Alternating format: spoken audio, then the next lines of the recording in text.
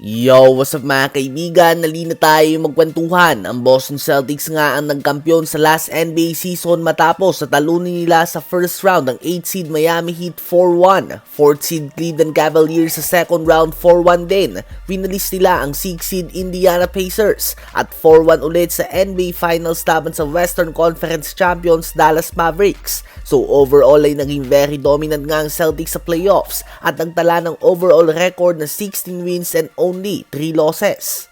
Sa isang interview ay nabanggit ng Celtics star Jason Tatum na madalas nga daw siya tanungin kung kailan niya na-realize na magkakampyon na sila. Ito nga daw ay namalaglag ng Minnesota Timberwolves ang Denver Nuggets. Nuggets nga daw ang tanging team na maganda ang match sa kanila. Akala niya nga daw ay Nuggets sa makakaharap nila sa NBA Finals. Well, ang Denver Nuggets nga mga kaibigan ang favorites na makapasok talaga sa finals noon. Subalit binuo nga ng former Nuggets GM na ngayon ay GM na ng Timberwolves ang kanilang team para talunin ang Nuggets. Madami nga naniniwala na kung Denver at Mavs ang nagkatapat sa West Finals ay posibleng Denver ang magkakaharap ng Celtics sa finals. Magandang match nga sana ito. Ganun pa man ang tanong ay makakabalik pa nga ba ang Denver Nuggets sa NBA Finals ngayong nagsisiangatan na ang mga young teams tulad ng Dallas Mavericks, OKC Thunder at Minnesota Timberwolves habang nawalan pa nga sila ng key piece sa kanilang championship run kay KCP. Ang Denver Nuggets ay may solid starting five tulad ng Boston Celtics. Ganun pa man medyo nagkakaproblema sila sa kanilang bench.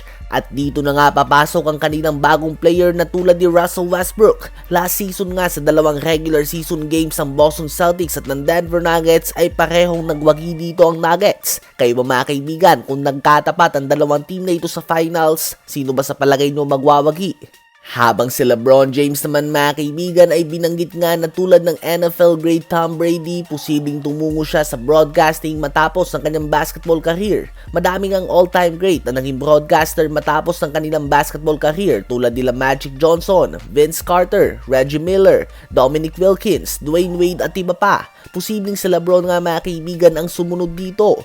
Well, obviously, madaming business at mga passive income sa LeBron James.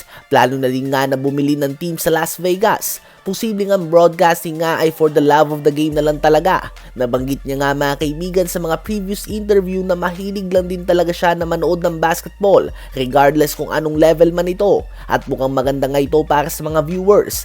Ang makita at mapakinggan ng insight ng isang legendary player na tulad ni LeBron ay magiging malaking tulong sa pagdevelop ng mga basketball IQ ng mga batang players. Habang tumatanda nga tayo ay mas nagiging matalino na din tayo manood ng games dahil nalalaman na natin ang mga tinatakbo na opensa o depensa ng mga teams. Imagine kung may isang 20 plus year veteran na nagpapaliwanag ng game para sa'yo. Magiging malaking tulong nga ito sa mga bata mga kaibigan. Ano ba masasabi nyo tungkol dito?